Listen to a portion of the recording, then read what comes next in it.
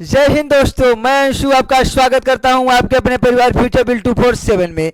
जैसा कि थंबनेल पे देख रहे होंगे दोस्तों, जो आज का टॉपिक है वो ब्रिटिश राज्य में जो महत्वपूर्ण युद्ध हुए हैं, जैसे कंपनी कंपनी के बीच जो युद्ध हुए हैं, जो क्रांति हुई है, जो आपका पत्र पत्रिका संपादित हुए हैं, उनके संपादक देखेंगे। और 1857 की क्रांति जो हुई थी उसमें कौन सा नेता कहां से नेतृत्व किया था, ये सब भी देखेंगे दोस्तों। सबसे पहले मैं आशा करता हूं कि आप स्वस्थ होंगे, मस्त होंगे दोस्तों। आप एक कागज और एक कलम निकाल के बैठ जाइए और सभी लोग एजुकेशनल ग्रुप में शेयर कर दें। अंशु सर आ गए हैं जीएस के क्लास के साथ दोस्तों।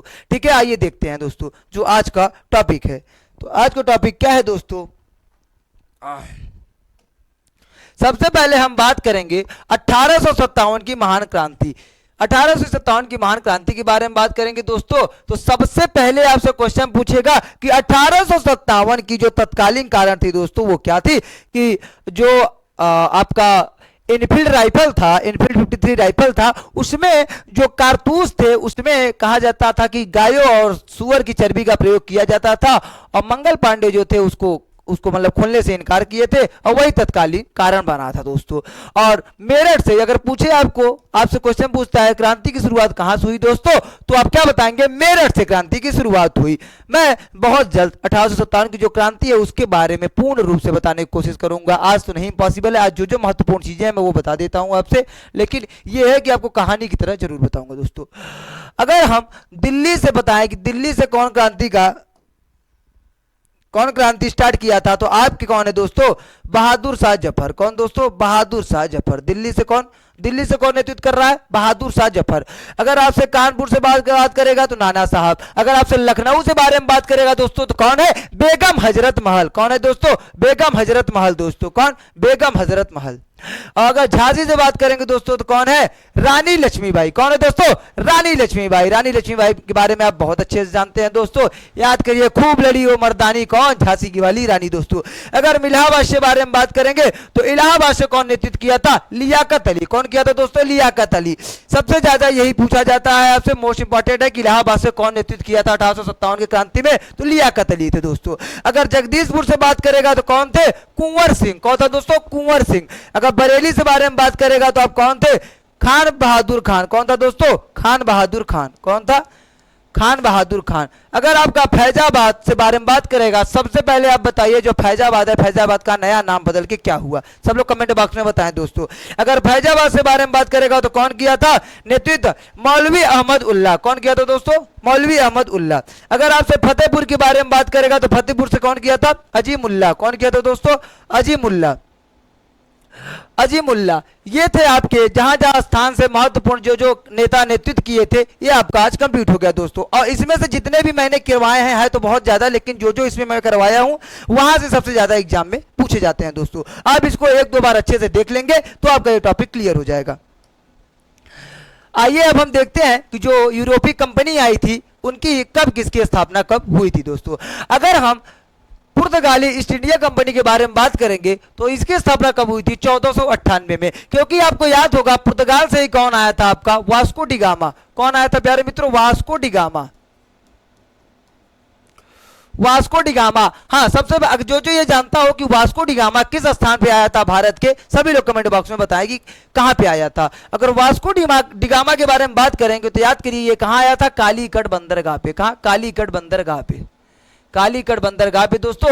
और राजा जमोरिन इनका भव्य स्वागत करता है। कौन? राजा जमोरिन। ये भी आपसे पूछ लेता है कौन सा राजा वास्को डी गामा का स्वागत करता है दोस्तों, तो कौन? राजा जमोरिन। कौन? राजा जमोरिन। राजा जमोरिन। अच्छा, सबसे इंपॉर्टेंट चीज की ये जो वास्को डी गामा है ये किसके सपोर्ट से अफ्रीका से भारत आया था? सभी लोग कमेंट बॉक्स में बताएं उनका नाम क्या था दोस्तों, सभी लोग बताएं। अगर हम पुर्तगाल के बारे में बात करेंगे तो ये जो इसकी स्थापना हुई थी वो कब हुई थी? 1498 ईस्वी में दोस्तों। अगर अंग्रेज ईस्ट इंडिया कंपनी के बारे में बात करेंगे तो इसकी स्थापना हुई थी 1600 में। कब दोस्तों? 1600 में। 1600 में। अगर कंपनी के बारे में बात करेगा तो कंपनी जो है अंग्रेजी कंपनी वो पहले स्थापना हो गई थी, लेकिन अंग्रेजों से पहले ही डच आ चुके थे थे दोस्तों, डच आ चुके थे, लेकिन कंपनी बाद में स्थापित होती है। अगर डचों की कंपनी के बारे में बात करेगा, जस्ट अंग्रेजों के 2 साल बाद 1602 में इसकी स्थापना होती है। अगर डेनिश कंपनी के बारे में बात करेगा तो कब हुई थी? 1616 ईस्वी में। अगर फ्रांसिस के बारे में बात करेंगे तो कब हुई थी दोस्तों? 1664 ईस्वी में। और वहीं आपका जो स्वीडिश है, स्वीडिश की कब हुई थी? 1731 में। अभी हम आपको जब बेडरा का युद्ध बताएंगे, जहां आपका अंग्रेज बनाम डच के बीच होगा दोस्तों 1759 में, वहां भी अंग्रेज जीतेंगे तो डच कंपनी भाग जाएगी। जिसके पश्चात फ्रेंच की जब युद्ध होगी, वांडीवास की युद्ध होगी 1760 में, वहां पे फ्रेंच कंपनी भी भाग जाएगी दोस्तों। इसका अस्तित्व साफ हो जाएगा दोस्तों। आइए जो आज का नेक्स्ट टॉपिक है वो क्या है, जितने भी महत्वपूर्ण युद्ध हुए हैं और संधियां हुई हैं वो देखते हैं। आंग्ल मैसूर युद्ध के बारे में बात करेंगे, कौन कौन सी संधि से युद्ध समाप्त हुए हैं, और देखते हैं कौन कौन से उस समय गवर्नर जनरल थे। ये भी आपसे क्वेश्चन पूछा जाता है दोस्तों, ठीक है। अगर हम प्रथम आंग्ल मैसूर युद्ध के बारे में बात करेंगे, प्रथम आंग्ल मैसूर युद्ध के बारे में बात करेंगे तो कब हुआ था? 1767 से लेकर आपका 1767 से लेकर 1769 तक आपका हुआ था दोस्तों। और ये जो युद्ध है, ये युद्ध कब शांत हुआ, कब समाप्त हुआ दोस्तों? मद्रास की संधि होती है। क्या होती है? मद्रास की संधि। और सबसे महत्वपूर्ण चीज ये है कि सब लोग हमें ये बताएं कि जो सहायक संधि ये सब होती थी, ये किसने स्टार्ट किया था? ये किसने स्टार्ट किया था दोस्तों? अगर हम द्वितीय आंग्ल मैसूर युद्ध के बारे में बात करेंगे तो द्वितीय आंग्ल मैसूर युद्ध कब होता है दोस्तों? आपका 1780 से लेकर 1784 तक द्वितीय आंग्ल मैसूर युद्ध होता है। और उस समय कौन होता है? Warren Hastings. Warren Hastings. और वारेन हेस्टिंग ने सबसे महत्वपूर्ण क्वेश्चन आपसे क्या पूछेगा? बंगाल का प्रथम गवर्नर जनरल। अगर गवर्नर जनरल लग गया तो आपको क्या बताना है? Warren Hastings. अगर आपसे केवल यह पूछ ले कि बंगाल का गवर्नर बंगाल का प्रथम गवर्नर, तो रॉबर्ट क्लाइव हो जाएगा। वहीं अगर आपसे पूछेगा 1833 के चार्टर में क्या हो जाता है कि बंगाल भारत का प्रथम गवर्नर जनरल, अभी तो बंगाल का गवर्नर जनरल था, जब 1833 का चार्टर एक्ट आएगा तो क्या हो जाएंगे? भारत के गवर्नर जनरल। अगर आपसे पूछ ले भारत का प्रथम गवर्नर जनरल कौन है, तो Lord William Bentinck. Lord William Bentinck दोस्तों। सती प्रथा याद करिए, राजा राम मोहन राय आपके माइंड में चल रहा होगा लॉर्ड विलियम बेंटिंग से दोस्तों। अगर हम तृतीय आंग्ल मैसूर युद्ध के बारे में बात करेंगे तो यह कब हुआ था? 1790 से लेकर 1792 तक। और उस समय कौन था? कार्नावालिस, लॉर्ड कार्नावालिस। अगर मैं लॉर्ड कार्नावालिस के बारे में बात करूंगा, सबसे पहले आपके माइंड में क्या जाना चाहिए दोस्तों? कौन सा कर लाया था? सभी लोग कमेंट बॉक्स में बताएं हम क्यों कि लॉर्ड कार्नावालिस ने कौन सा कर का उत्थान किया था दोस्तों, कौन सा कर ये लागू किया था। और जो ये तृतीय आंग्ल मैसूर युद्ध है, ये किस संधि के द्वारा समाप्त होती है? श्रीरंगपट्टनम की संधि से। श्रीरंगपट्टनम की संधि से दोस्तों। और जो चतुर्थ आंग्ल मैसूर युद्ध होता है वो आपका कब होता है? 1799 में। और कौन करवाता है? Lord Wellesley. कौन दोस्तों? Lord Wellesley. Lord Wellesley. उस समय कौन था गवर्नर जनरल दोस्तों? Lord Wellesley. Lord Wellesley. और लॉर्ड वेलेस्ली से दिमाग में आपको जा रहा होगा, जो फोर्ट विलियम कॉलेज कलकत्ता में है उसकी स्थापना किसने की थी? लॉर्ड वेलेस्ली ने। लॉर्ड वेलेस्ली ने फोर्ट विलियम कॉलेज। क्या दोस्तों? Fort William college. Fort William college. और इसकी स्थापना कहां पे की है? कलकत्ता में। क्योंकि आपको याद होगा जो फोर्ट विलियम किला है वो कहां पे था? कलकत्ता में था। कहां था दोस्तों? कलकत्ता में। कलकत्ता में। आइए अब हम महत्वपूर्ण युद्ध देखेंगे, किसके किसके बीच हुआ, कौन जीता, कौन विजेता हुआ, कौन पराजय हुआ, किस वर्ष हुआ, सब एक एक करके देखते हैं दोस्तों। अगर हम प्रथम कर्नाटक युद्ध के बारे में बात करेंगे तो कर्नाटक युद्ध कब हुआ था? 1744 से लेकर 1748 तक हुआ था दोस्तों। और अंग्रेज बनाम फ्रेंच कंपनी के बीच हुआ था। और जहां पे जीत किसकी हुई थी? अंग्रेज की दोस्तों, अंग्रेज की। मैं आपको टिक लगाऊंगा, जो जो जीता था मैं टिक लगाऊंगा, आप समझ जाएंगे कि वो इस युद्ध में जीता था दोस्तों। अगर हम बात करेंगे सेंट थॉमस का युद्ध, यहां पे होगा सेंट थॉमस का युद्ध। सेंट थॉमस का युद्ध वो दोस्तों कब हुआ था? 1791 ईस्वी में होता है। और कर्नाटक का नवाब उस समय कौन था? अनावरुद्दीन। और किस कंपनी के बीच होता है? फ्रेंच कंपनी के बीच होता है। फ्रांसीसी उसी को कहा जाता है, फ्रेंच कंपनी को ही कहा जाता है फ्रांसीसी, क्योंकि जो फ्रेंच कंपनी है वो कहां की कंपनी थी? फ्रांस की कंपनी थी। कहां की दोस्तों? फ्रांस की कंपनी थी। और यहां पे कौन जीतता है? कर्नाटक के नवाब इस युद्ध को जीत जाते हैं दोस्तों। अगर हम प्लासी का युद्ध के बारे में बात करेंगे तो मोस्ट इंपॉर्टेंट है, क्योंकि यही युद्ध ये तय कर देता है कि जो अंग्रेज के जो सत्ता है, जो अंग्रेज का सत्ता है वो बिल्कुल स्थापित होगा। बहुत अच्छे तरीके से भारत में स्थापित हो चुका था आपके प्लासी के युद्ध के पश्चात दोस्तों। ये निर्णायक युद्ध होता है। 1757 में प्लासी का युद्ध होता है दोस्तों। किसके किसके बीच? अंग्रेज बनाम सिराजुद्दौला के बीच होता है दोस्तों। और वहां पे अंग्रेज की विजय होती है, अंग्रेज की जीत होती है दोस्तों। अगर हम बात करेंगे पानीपत की तृतीय युद्ध, पानीपत का तृतीय युद्ध आपको याद होगा मराठा बनाम अहमद शाह अब्दाली या अफगानी के बीच होता है और वहां पे अहमद शाह अब्दाली मराठा को पराजित करता है। सबसे महत्वपूर्ण चीज ये कि आप हमको कमेंट बॉक्स में बताएं कि जब पानीपत का तृतीय युद्ध 1761 में होता है तो उस समय मराठा में छत्रपति शासक कर रहे थे या पेशवा शासक कर रहे थे, या पेशवा शासक थे। ठीक है दोस्तों, 1761 में होता है, कौन जीतता है आपका? अहमद शाह अब्दाली। अहमद शाह अब्दाली कौन था? अफगानी था। कौन था दोस्तों? अफगानी था। जिस तरीके से नादिर शाह कौन था? अफगानी था। नादिर शाह से आपको याद आ रहा होगा कि मयूर सिंहासन कौन ले गया था? नादिर शाह। और मयूर सिंहासन किसने बनवाया था दोस्तों? शाहजहां ने। कौन बनवाया था? शाहजहां ने। अगर हम बांडीबास के युद्ध के बारे में बात करेंगे तो आपका बांडीबास का युद्ध हुआ था 1760 में और किसके किसके बीच हुआ था दोस्तों? अंग्रेज बनाम फ्रेंच कंपनी के बीच। और अंग्रेज बनाम जब फ्रेंच कंपनी के बीच युद्ध होता है दोस्तों तो उसी समय निर्णायक हो जाता है कि कौन भारत पे उस एरिया में शासन करेगा। और वहां पे अंग्रेज जीत जाते हैं और फ्रेंच कंपनी की हार होती है और फ्रेंच कंपनी का वही अस्तित्व समाप्त हो जाता है दोस्तों, वो कंपनी लौट जाती है अपने देश।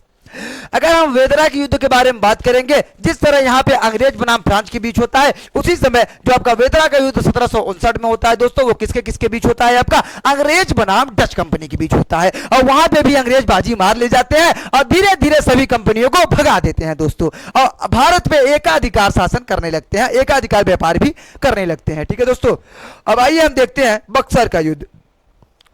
जो बक्सर का युद्ध होता है वो 1764 में होता है दोस्तों, और वहां पे जो आपका बंगाल का नवाब रहता है वो कौन रहता है? मीर कासिम रहता है, और अवध के नाम सुजाउद्दौला रहते हैं। अंग्रेजों बनाम उनके बीच युद्ध होता है और जहां पे अंग्रेज पुनः जीत जाते हैं दोस्तों, पुनः जीत जाते हैं। अगर हम प्रथम आंग्ल मैसूर युद्ध के बारे में बात करेंगे तो कब होता है? 1767 से लेकर 1772 ईस्वी तक आप देख रहे होंगे युद्ध होता है और हैदर अली बनाम अंग्रेज होता है। और दोस्तों हैदर अली वहां क्या करता है? अंग्रेजों को पराजित करता है प्रथम आंग्ल मैसूर युद्ध में। प्रथम आंग्ल मैसूर युद्ध में किसकी जीत होती है? हैदर अली की दोस्तों। आपको यह नोट करना है कि प्रथम आंग्ल मैसूर युद्ध में कौन जीतता है? हैदर अली। ठीक है दोस्तों, आशा करता हूं आपको बहुत अच्छे से समझ में आ रहा होगा। अगर आपको बहुत अच्छे से समझ में आ रहा है, सेशन को शेयर कर दीजिए, सभी एजुकेशनल ग्रुप में शेयर कर दीजिए और बता दीजिए यहाँ पे धमाकेदार जीएस की क्लास चल रही है और अंशु सर द्वारा चल रही है दोस्तों। अगर हम बात करेंगे द्वितीय आंग्ल मराठा युद्ध की दोस्तों, तो कब हुई थी? 1775 से लेकर 1782 तक द्वितीय आंग्ल मराठा युद्ध होता है दोस्तों। किसके किसके बीच?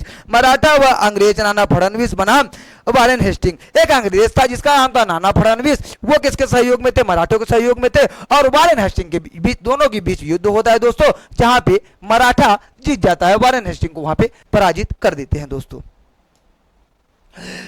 आशा करता हूं यहां तक आपको बहुत ही अच्छे से समझ में आया होगा, बहुत ही अच्छा लग रहा होगा दोस्तों।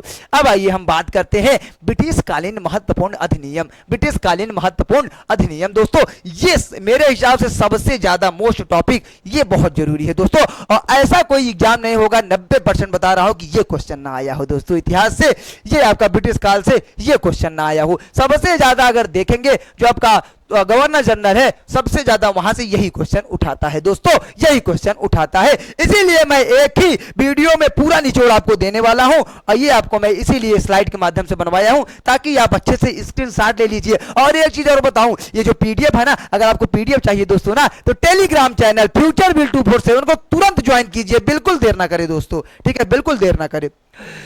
अगर आपको ये समझ में आ रहा हो, सेशन बहुत अच्छा जा रहा हो, सेशन बहुत अच्छा लग रहा हो, तो आप थंब इंप्रेस करिए और जय हिंद लिखना जय हिंद लिखना मत भूलिएगा दोस्तों।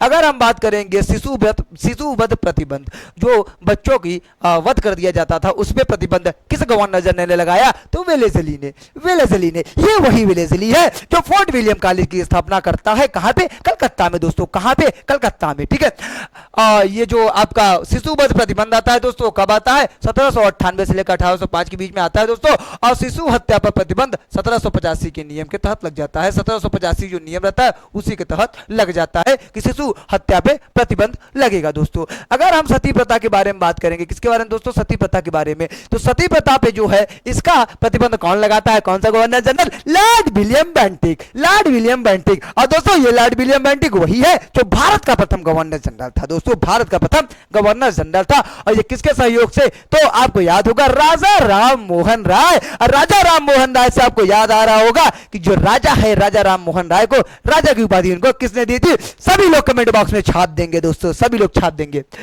तो 1829 में ये सती प्रथा प्रतिबंध होता है दोस्तों। सती प्रथा पर पूर्ण प्रतिबंध 1829 नियम के तहत लग जाता है दोस्तों। अगर हम बात करेंगे दास प्रथा, और दास प्रथा से दोस्तों अगर दास प्रथा बात करें, डायरेक्ट आपकी जुबान पे आ जाइए, एलिन बरो, एलिन बरो, क्या दोस्तों, एलिन बरो। दास प्रथा पर जो प्रतिबंध है या दास प्रथा का अंत किसने किया था दोस्तों, एलिन बरो। कौन किया था दोस्तों, एलिन बरो, एलिन बरो। ये दोनों मोस्ट इंपॉर्टेंट है आपका, Lord William Bentinck and Ellenborough, क्योंकि सती प्रथा, ठगी प्रथा, दास प्रथा ये सब ज्यादा पूछते हैं दोस्तों, ज्यादा पूछते हैं। आप कोई भी एग्जाम हो प्रीवियस ईयर का आप उठाकर देखेंगे तो यही सब ज्यादा पूछे जाते हैं दोस्तों। तो जो दास प्रथा है उसपे कब प्रतिबंध लगता है, 1843 में। 1833 का जो चार्टर अधिनियम होता है उसी के द्वारा 1843 में इस पर प्रतिबंध लगा दिया जाता है दोस्तों। किस पे, दास प्रथा पे। और दास प्रथा से अगर दास प्रथा का बात है, आपके माइंड में ऐसा सेट करिए, एलिन बरो आ जाए, क्या आ जाए, एलिन बरो, ठीक है दोस्तों। अगर हम बात करेंगे लॉर्ड कैनिंग का, तो लॉर्ड कैनिंग क्या किया था दोस्तों, हिंदू विधवा पुनर्विवाह। अगर हिंदू विधवा पुनर्विवाह में सहयोग, जैसे आपके सती प्रथा में कौन कर रहा है, राजा राम मोहन राय दोस्तों, वैसे ही कौन समाज सुधारक, ईश्वर चंद्र विद्यासागर आपके हिंदू विधवा पुनर्विवाह में सहयोग करते हैं दोस्तों। कौन, ईश्वर चंद्र विद्यासागर। कौन दोस्त, ईश्वर चंद्र विद्यासागर। मैं बहुत अच्छे से लिख रहा हूं, आप इसको नोट करिए, ईश्वर चंद्र विद्यासागर दोस्तों, ईश्वर चंद्र विद्यासागर।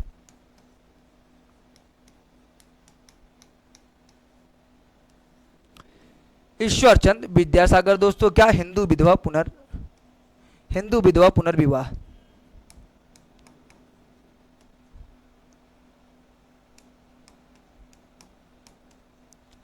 ये सपोर्ट किए थे कौन दोस्तों, ईश्वर चंद्र विद्यासागर। आपसे ऐसे पूछेगा, निम्न में से कौन सा समाज सुधारक हिंदू विधवा पुनर्विवाह अधिनियम जो आया था उसमें सहयोग किया था दोस्तों, तो आपको ऑप्शन दे देगा राजा राम मोहन राय, दयानंद सरस्वती, आत्माराम पांडुरंग और ईश्वर चंद्र विद्यासागर। तो आपको क्या मानना है, ईश्वर चंद्र विद्यासागर। क्या दोस्तों, ईश्वर चंद्र विद्यासागर, ठीक है दोस्तों। आइए अब हम देखते हैं।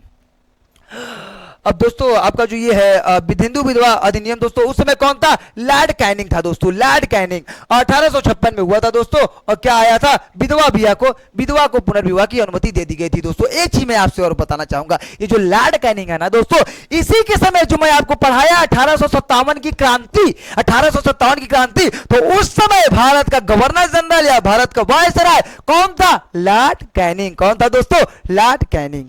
कौन था, लॉर्ड कैनिंग। मैं बार बार इसीलिए बोलता हूं ना, ताकि आपके माइंड में फिट हो जाए और आप एग्जाम में आए तो आपको मैं ना याद आऊं, लेकिन आपको क्वेश्चन का आंसर जरूर याद आ जाए दोस्तों, जरूर याद आ जाए, ठीक है। अगर हम नेटिव मैरिज एक्ट के बारे में बात करेंगे दोस्तों, जो आपका डिफरेंस कास्ट के भी लोग हैं उनका जो विवाह होता है, उसी को ये वही वाला सिस्टम था, और उसको क्या कहा जाता था, नेटिव मैरिज एक्ट। और नेटिव मैरिज एक्ट दोस्तों कौन चालू किया था, लॉर्ड नॉर्थब्रुक, लॉर्ड नॉर्थब्रुक। अच्छा, इसको आप याद कर सकते हैं, न से नेटिव न से नॉर्थ, न से नेटिव और न से नॉर्थ दोस्तों, ठीक है। कब, 1872 में, 1872 में। कब दोस्तों, 1872 में। क्या था ये, अंतरजातीय विवाह। अंतरजातीय मतलब विवाह मतलब कि आप दो कास्ट के अगर लोग, लड़की लड़का दो अदर कास्ट के हैं तो उनका विवाह हो जाएगा दोस्तों। क्या कहा गया, अंतरजातीय विवाह दोस्तों।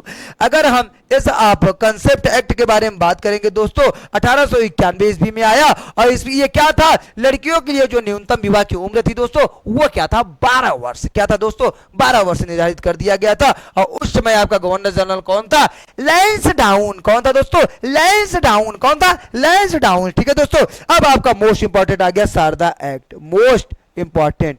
ये मोस्ट इंपॉर्टेंट है दोस्तों, मैं कह रहा हूं मोस्ट इंपॉर्टेंट है। ये बहुत बार पूछा गया है एग्जाम में, और यहां से बहुत डीपली पूछेगा आपसे। ये नहीं पूछ लेगा कि शारदा एक्ट आपके किस गवर्नर जनरल में, नहीं दोस्तों, ये पूछेगा शारदा एक्ट के तहत लड़कों की न्यूनतम उम्र कितनी होनी चाहिए या लड़कियों की न्यूनतम उम्र कितनी होनी चाहिए दोस्तों। ऑप्शन दे देगा आपके सामने, 12, 14, 18, 21, वही से आपको जवाब देना पड़ेगा दोस्तों।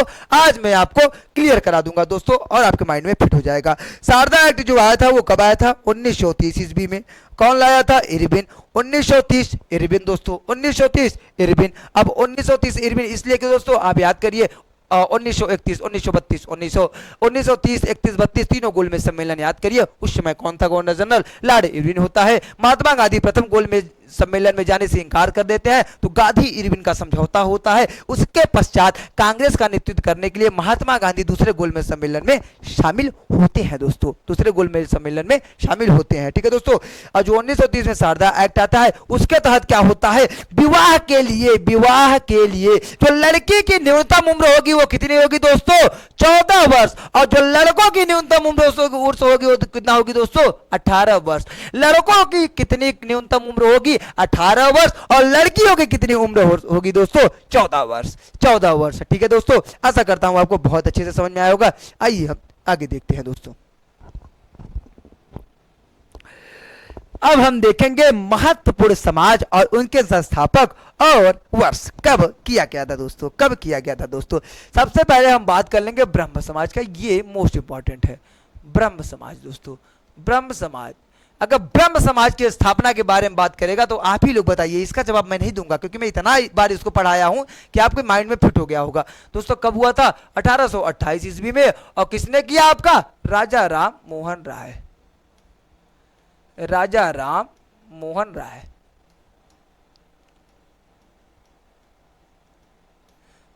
अब सभी लोग हमें कमेंट बॉक्स में बताइए, जो राजा राम मोहन राय को राजा की उपाधि किसने दी थी, राजा की उपाधि किसने दी थी दोस्तों। ठीक है, अब हम प्रार्थना समाज के बारे में बात करेंगे। प्रार्थना समाज के बारे में बात करेंगे तो इसकी स्थापना हुई थी 1867 ईस्वी में, और इसकी स्थापना कौन करता है दोस्तों, आपको एमजी रानाडे, महादेव गोविंद रानाडे और आत्माराम पांडुरंग। दोनों में से कभी कभी एक ऑप्शन देगा और आपको दोनों याद रहेंगे। अगर ये नहीं दिया है तो वो मार देना है, वो नहीं दिया है तो वो मार देना है। ठीक है दोस्तों, दोनों आपका सही हो जाएगा दोस्तों। कहां पे किया गया दोस्तों, आपका मुंबई में। कहां किया गया दोस्तों, मुंबई में। कभी कभी प्लेस भी पूछ लेता है, जो जहां से ज्यादा प्लेस पूछा है मैं उसमें प्लेस भी हेडिंग करवा दिया हूं, प्लेस भी आपका नोट करवा दिया हो दोस्तों। ठीक है, आप एक काम करिएगा, आप 4 किताब से मत पढ़िए, इसी वीडियो को बार बार देखिए, और टेलीग्राम चैनल पे उपलब्ध है दोस्तों, पीडीएफ उपलब्ध है, फ्यूचर बिल 247 के चैनल पे वीडियो उपलब्ध है, वहां से जाकर इसको बार बार आप देखिए। ठीक है, अगर हम दोस्तों आर्य समाज के बारे में बात करेंगे, आप लोग ना कॉन्सेप्ट बना के याद करिए, अपने दिमाग से याद करिए। अगर आर्य समाज के बारे में बात करें तुरंत आपके माइंड में आ जाए इनका नारा का, वेदों की ओर लौटो, वेदों की ओर लौटो। किसका नारा था दोस्तों, दयानंद सरस्वती का। तो आर्य समाज के संस्थापक कौन हो गए, स्वामी दयानंद सरस्वती। और कहां करते हैं आपका, मुंबई में। कहां करते हैं दोस्त, मुंबई में। कहां करते हैं आपका, मुंबई में, मुंबई में करते हैं दोस्त। कब करते हैं, 1875 में, 1875 में। ठीक है दोस्तों, अगर हम रामकृष्ण मिशन के बारे में बात करें, और कब हुआ था, 1896-97 में होता है, कहीं की 96 है कहीं की 97, आपको कंफ्यूज नहीं होना है। कौन करता है, स्वामी विवेकानंद। कहां करते हैं, वेल्लूर। कहां करते हैं दोस्त, वेल्लूर। कहां करते हैं, वेल्लूर। वेल्लूर कहां है दोस्त आपका, वेस्ट बंगाल। वेस्ट बंगाल की राजधानी कोलकाता। दोस्तों अगर स्वामी विवेकानंद के बारे में बात हो, और 1893 में ये कहां जाते हैं, शिकागो जाते हैं दोस्तों, और वहां पे विश्व धर्म सम्मेलन का आयोजन होता है, वहां ये भाग लेते हैं और हिंदू धर्म के प्रचार प्रसार के बारे में बोलते हैं दोस्तों, हिंदू धर्म के बारे में बोलते हैं। अच्छा एक चीज और, 1893 में स्वामी विवेकानंद कहां जा रहा है, शिकागो। ठीक, और वहीं पे आपके एक महापुरुष जो जिनको कहा जाता है father of India, Mahatma Gandhi, कहां जा रहे हैं 1893 में, साउथ अफ्रीका। किसका केस लड़ने, अब्दुल्ला का। ठीक है दोस्तों, अब्दुल्ला का। अगर हम थियोसॉफिकल सोसाइटी के बारे में बात करेंगे दोस्तों, तो ये कब होता है, ये भी 1875 होता है, न्यूयॉर्क में। कहां पे दोस्तों, न्यूयॉर्क में। और इसके जो मेन थे वो कौन था, मैडम ब्लावटस्की। मैडम ब्लावटस्की थी दोस्तों, और आपके थे कर्नल आलकट और एनी बेसेंट। एनी बेसेंट दोस्तों, एनी बेसेंट। अगर भारत में पूछेगा तो भारत में थियोसॉफिकल सोसाइटी, तो एनी बेसेंट हो जाएगा। ठीक है दोस्तों, अगर आइए हम देखते हैं जो आपका नेक्स्ट है क्या है, रहनुमाई मजदायान सभा। रहनुमाई मजदायान सभा के कौन थे, दादा भाई नौरोजी। संस्थापक कौन था दोस्तों, दादा भाई नौरोजी। और कब करते हैं, 1851। सभी लोग दादा भाई नौरोजी के किताब का नाम हमें बताएंगे कमेंट बॉक्स में, उस दिन हम आपको बताए थे दोस्तों। और कहां पे स्थापना करते हैं, मुंबई में। कहां पे दोस्तों, मुंबई में। वेल्लूर मठ कहां है, पश्चिम बंगाल। पश्चिम बंगाल की राजधानी कोलकाता। पश्चिम बंगाल में कौन सी नदी बहती है, हुगली नदी। हुगली नदी पे कौन सा ब्रिज बना है आपका, कौन सा, हावड़ा ब्रिज। कौन सा दोस्तों, हावड़ा ब्रिज। ठीक है दोस्तों, आप बातों बातों में सीख जाएंगे मेरे साथ। ये हिस्ट्री, पॉलिटी, ज्योग्राफी, जो जो डरता होगा ना, सब लोग बिल्कुल मत डरिए, ये कुछ नहीं है। जैसे आपके दादा दादी, नाना नानी बचपन में कहानी सुनाते थे राजा रानी की, वही कहानी यहाँ पे बना दिया गया है दोस्तों। उसी कहानी के तहत आप सीखिए दोस्तों, ठीक है। आइए हम देखते हैं जो सर्वेंट ऑफ इंडियन सोसाइटी है उसके संस्थापक कौन है? गोपाल कृष्ण गोखले हैं। कब करते हैं? 1915 में। कब करते हैं प्यारे मित्रों? 1915 में। 1915 में। अगर सत्य शोधक समाज की बारे में बात करें तो कौन किया था इसके संस्थापक? ज्योतिबा फूले। कहां? महाराष्ट्र। कहां किया था दोस्तों? महाराष्ट्र। स्क्रीन पे आपको दिख रहा होगा दोस्तों। कब की थी? 1873 में। 1873 में। अगर यंग बंगाल आंदोलन के बारे में बात करेंगे तो कौन किया था? Henry Vivian Derozio. Henry Vivian Derozio दोस्तों किया था। कहां पे? कलकत्ता में किया था। कब? 19वीं सदी में। 19वीं सदी में दोस्तों। सबसे ज्यादा वर्क देख रहे हैं मुंबई में हो रहा है, क्योंकि दोस्तों आपको पता होगा कि 1773 का एक्ट आता है, उसके पहले कितने आपके 3 प्रेसिडेंसी बनते हैं, बॉम्बे प्रेसिडेंसी, बंगाल प्रेसिडेंसी और मद्रास प्रेसिडेंसी, ठीक है दोस्तों। आपका पूर्वी वाला जो क्षेत्र रहता है वो बंगाल प्रेसिडेंसी में रहता है, पश्चिमी वाला जो क्षेत्र रहता है वो मुंबई प्रेसिडेंसी में रहता है, और नीचे दक्षिणी वाला जो एरिया रहता है वो मद्रास प्रेसिडेंसी में रहता है, ठीक है दोस्तों। 1773 में क्या कहानी होती है कि उस समय आपके बंगाल के गवर्नर को बंगाल के गवर्नर जनरल बनाया जाता है, और जिसके पश्चात जो आपका मद्रास और मुंबई है वो किसके अधीन कर दिया जाता है? किसके? बंगाल के अधीन कर दिया जाता है, ठीक है दोस्तों। अगर आपको अच्छा लग रहा हो तो थंब इंप्रेस करिए और जय हिंद लिखना ना भूलिएगा दोस्त, जय हिंद लिखना ना भूलिएगा। मेरा तो आप नारा जानते हैं, अब की बार बेट पार दोस्तों। अभी लोग आप लोगों ने 2 साल में क्या किया, कैसे दिया, हम उसकी बात ही नहीं करेंगे, आप उसको भूल जाइए। वर्तमान देखिए, जो आपको 27-28 अक्टूबर आपको दिख रहा होगा जो आपका एग्जाम है दोस्तों, उसके लिए आप लग जाइए एकदम बहुत अच्छे तरीके से, क्योंकि मैं भी जानता हूं कि इस बार आप करके दिखाएंगे, अपने माता पिता का सपना साकार करके रहेंगे दोस्त, क्योंकि आप जिद्दी हैं। क्योंकि दोस्तों आप क्या है? जिद्दी हैं। आप संकल्प ले चुके हैं मेरे साथ, संकल्प बैच के साथ आप संकल्पित पहले ही हो चुके हैं, ठीक है दोस्तों। अब हम पत्र पत्रिका और संपादक के बारे में बात करते हैं कि जो पत्र पत्रिका था उसके संपादक कौन थे। ये मोस्ट इंपॉर्टेंट है, क्योंकि ये भी एग्जाम में दोस्तों पूछा जाता है, ये भी एग्जाम में पूछा जाता है। अगर दोस्तों हम बम्ब का जो दर्शन था उस पत्रिका के बारे में बात करेंगे तो ये पत्रिका जो है इसके संपादक कौन है? भगवती चरण बोहरा। कौन है दोस्तों? भगवती चरण बोहरा। अगर भारत माता पूछ ले, भारत माता जो पत्रिका थी उसके संस्थापक कौन था दोस्तों? अजीत सिंह। कौन था दोस्त? अजीत सिंह। कौन है दोस्त? अजीत सिंह। अजीत सिंह से नाम है, आपको अजीत सिंह सुन के थोड़ा अच्छा भी लग रहा होगा, मुझे भी अच्छा लग रहा है, क्योंकि जो आपको हिंदी पढ़ाते हैं, जो आपको रीजनिंग पढ़ाते हैं, उनका क्या नाम है? अजीत सर। क्यों दोस्तों, क्या नाम है? अजीत सर, ठीक है। आपका जो बंदी जीवन पत्रिका है उसके संपादक कौन है? सचिंद्र नाथ सन्याल। कौन है दोस्तों? सचिंद्र नाथ सन्याल। आप सन्याल से भी याद कर सकते हैं, यस सन्याल, ठीक है दोस्तों। किसके आपके हैं? बंदी जीवन का। किसके दोस्तों? बंदी जीवन का। जो भवानी मंदिर पत्रिका है उसके कौन थे? अरविंदो घोष। कौन दोस्त? अरविंद घोष। कौन? अरविंद घोष। अरविंद घोष कैसे थे? ये गरम दल के नेता थे दोस्तों, गरम दल के नेता, गरम दल के नेता। लाल बाल पाल एंड घोष क्या थे? गरम दल के नेता थे, ठीक है दोस्तों। अगर बम मैनुअल की बारे में बात करेगा दोस्तों, इसके जो संपादक है वो कौन है? आपके हैं बीएन वापट। कौन है दोस्तों? पीएन वापट। कौन है दोस्तों? पीएन वापट।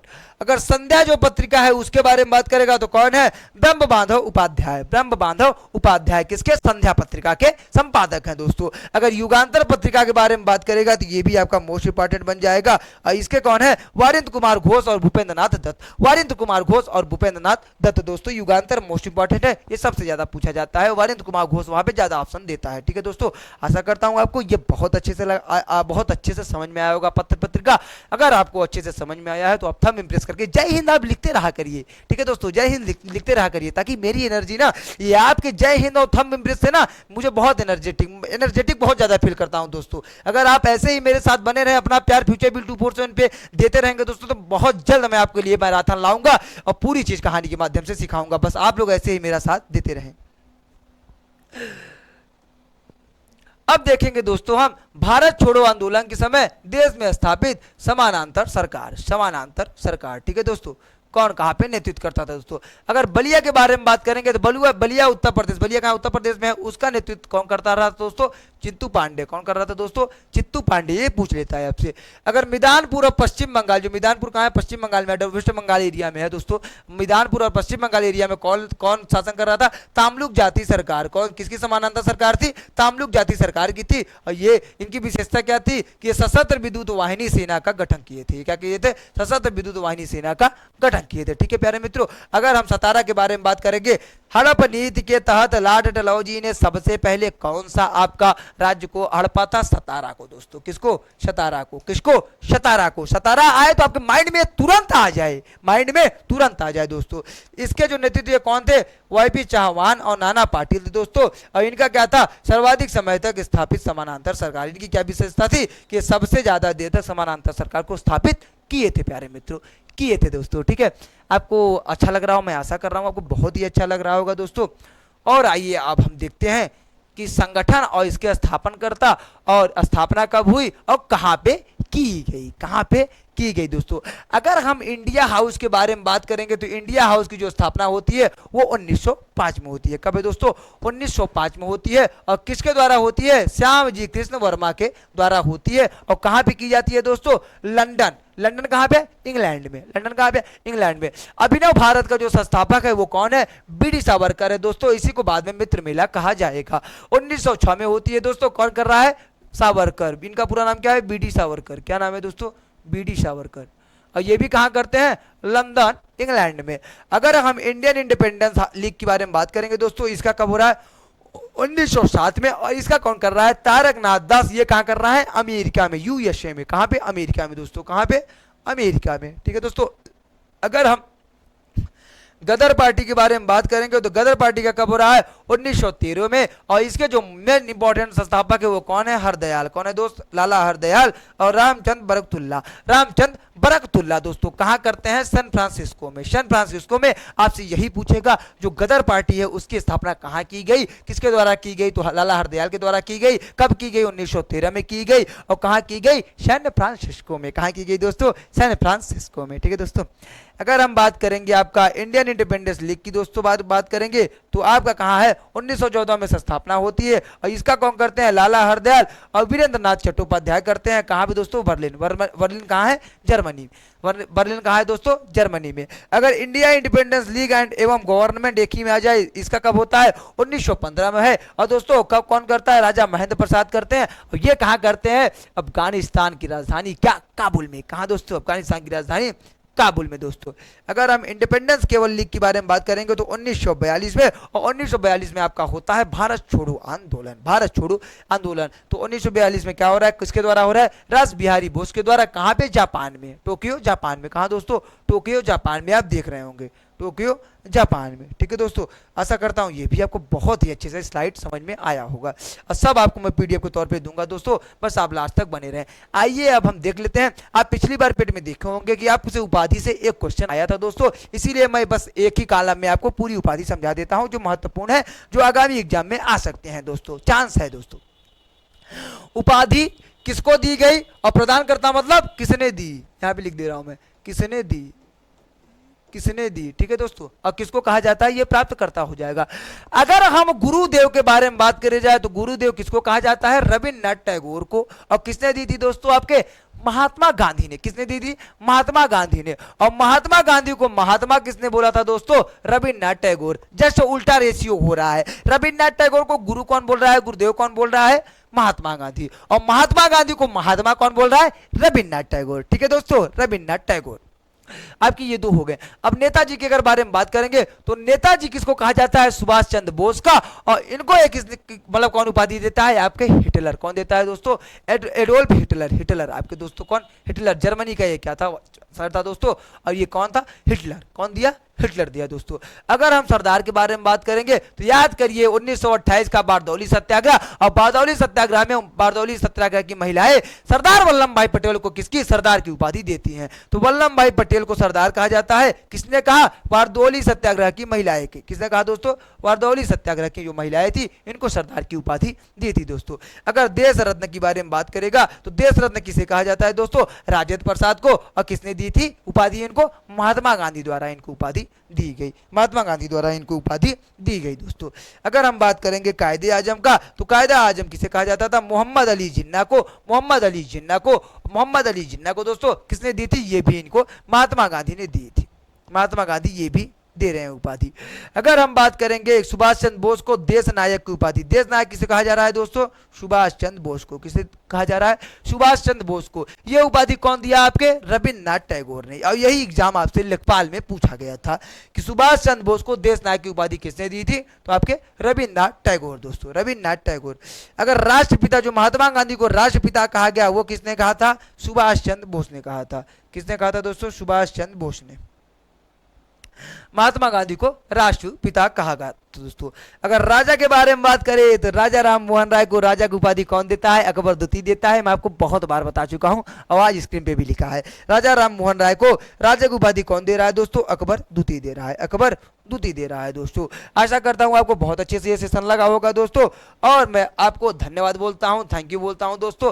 और ये जो आपका सेशन है, ये जोरदार तरीके से, ये बता दूं आपको, क्विक रिवीजन था। और यहाँ से जो आपको देख रहा है ना, केवल ये 13-14 स्लाइड, ये 13-14 स्लाइड ना बहुत वर्क करेगा। ये जान लीजिए आपका आज ये जो आज की क्लास है ना, आपका 1 या 2 नंबर फिक्स कर दिया, यही क्लास 1-2 नंबर फिक्स कर दिया दोस्तों।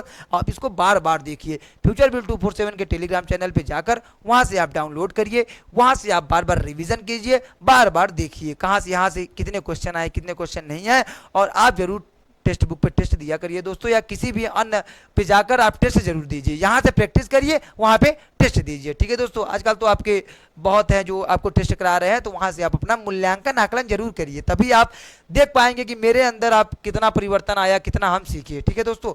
चलिए ठीक है, मिलते हैं नेक्स्ट वीडियो में नए एनर्जी के साथ, ठीक है दोस्तों। तब तक के लिए जय हिंद।